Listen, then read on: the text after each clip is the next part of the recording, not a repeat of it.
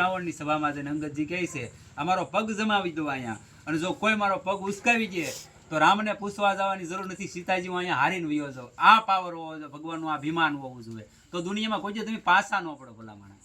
ક્યારે એવો ઠસક થઈ પરમાત્મા માટે કે આ મારો ભગવાન છે, એવી ક્યારે અભિમાન આવ્યું નથી આવ્યું. પોતાના મા બાપ માટે નથી આવ્યું તો ભગવાન માટે શું આવવાનું છે? આજની સંતાનો એ છે. પરમાત્મા માટે એટલું અભિમાન એને કર્યું હતું કે જો હું અહીંયા હારી જાઉં તો રામને પૂછવું નથી, ભગવાનને હું અહીં સીતાજી હારીને વયો જાઉં. એને ભગવાન એના ઈશ્વર માથે વિશ્વાસ કેટલો છે ખાલી તમે જુઓ. વિચારવાનું એ છે કે જો મારો ભગ કોઈ એલી હલાવી ગયે તો સીતાજી હું હારી જાઉં. રામે કીધું હોય તો ભાઈ પત્ની મારી હતી, તારે શું કામ એવી શરત નાખવાની જરૂર હતી? પણ જે સેવક એવો હતો ને એને એટલો ભરોસો હતો ના સ્વામી માથે કે દુનિયાનો કોઈ પણ આવી જાય ને તો આ પગ ન હલે. અને નહોતો હલાવી કે રાવણ પોતે આવ્યો, બધા રાજા આવીને વ્યા ગયા, રાવણના રાક્ષસો. રાવણ પોતે જયારે નમ્યો ને ત્યારે એનો મુંગટ પડી ગયો, ઘા કરી દીધો ને કીધું મારા પગમાં પડ્યું. એને કહેતા સર્વેશ્વર રામના પગમાં પડી જા, તારી પેઢીઓ તરી જાય ભલા માણસ. એટલે અભિમાન છોડવાનું એટલે કહે છે મહાપુરુષો કે અભિમાન છોડી અને પોતાના જીવનને સાર્થક કરવા માટે જીવન જીવો. સત્સંગમાં તો તમે રોજ આવો, અહીંયા આવે, બીજી ઘણી બધી જગ્યાએ સત્સંગ હાલતા હોય, માણસો જતા જ હોય છે. એક બહુ મોટી ભૂલ કરતા હોય છે માણસો, સત્સંગમાં જાય, તમે તો બધા સમજદાર છો એટલે તમે એવું નહીં કરતા હોય. દૃષ્ટાંત આપું, સત્સંગમાં જાય ને પછી સત્સંગમાં નીકળે ને બહાર એટલે શરૂ કરે કે ઓલા આમ જોતા હતા, ઓલા આમ કરતા હતા, એ તો આમ જોતા હતા. તમે સત્સંગમાં જાઓ, જોવા જાઓ. તમને ન કહેતો આ એક ઉદાહરણ આપું, તમે કોઈ પણ જગ્યાએ સત્સંગમાં જાઓ, જોવા જાઓ, સત્સંગ સાંભળવા જાઓ, તો માણસો સામે ધ્યાન રાખવા જાઓ નહીં. આપણી દ્રષ્ટિ જે શબ્દો જતા હોય ને એની સામે હોય છે. આંખ વીસીને આ શબ્દો તો સાંભળવાના છે ને, કાન કાંઈ બેરા નથી જવાના, આંખ બંધ કરી દેવું તો થવાના છે નથી થવાના. લક્ષિત શું કરવાના છે? શબ્દો. મને તો જોવાનું નથી, આમાં બધા બેઠા એને નથી જોવાના છે નહીં. અને એની સામે જોવો તમારું કંઈ કલ્યાણ થવાનું છે નહીં. પછી અહીં તમે રોડે ચડીને બીજું શરૂ કરશો તો તમારું કલ્યાણ થઈ જવાનું છે. અહીં લઈને ગયા ને એ ઓલા પર ખૂટી જાય. હો પાછું ખબર ન હોય ને તો કહી દઉં, તમે કોકનો બોજ લઈને જાઓ. તમે તો નહીં કરતા હો, સમજદાર વર્ગ છો બધા. એટલે વાત હું ખાલી એક ઉદાહરણ આપું કે આ ન કરતા એમ કોઈ. કેમ કે જે કરતા હોય એને મુબારક. અહીં જે કાંઈ જે વ્યક્તિ જે હોય એ તમે શું કામ કોકનું ધોવો ભાઈ, આબુ વગેરેનું? હે, પાપના ભાગીદાર થઈ જાઓ. અહીંયા બેઠા ને એટલે કહું છું હો. પાછું બહાર તો આપણે કોઈને કહેવા જતા નથી તમે આ ન કરતા એમ.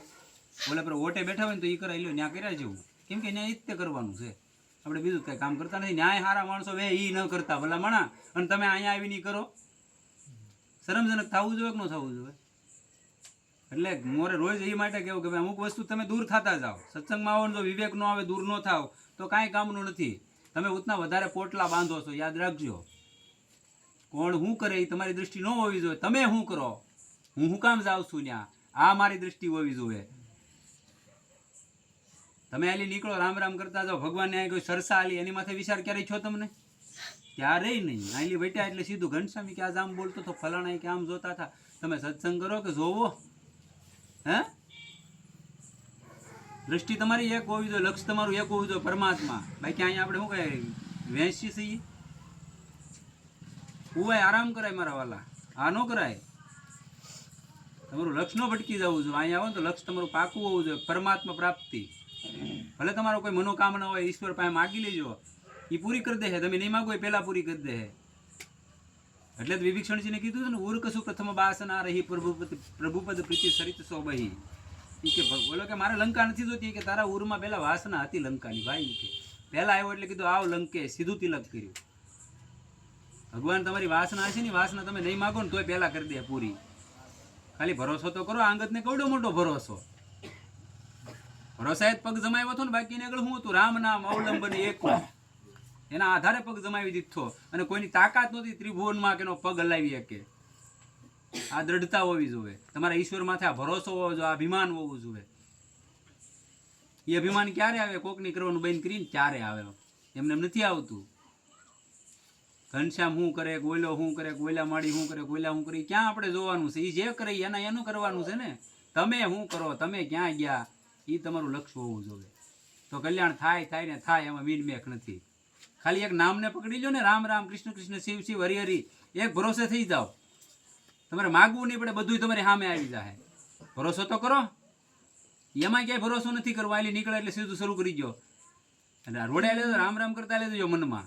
કોઈની ન કરતા નકર બંધાઈ જાવ. અમારા શબ્દો છે ને તમારે યાદ રાખો, રાખી લેજો. સમય આવશે ને ત્યારે હું તમને કહી દઉં આ કર્યું તો એનું પરિણામ આવ્યું.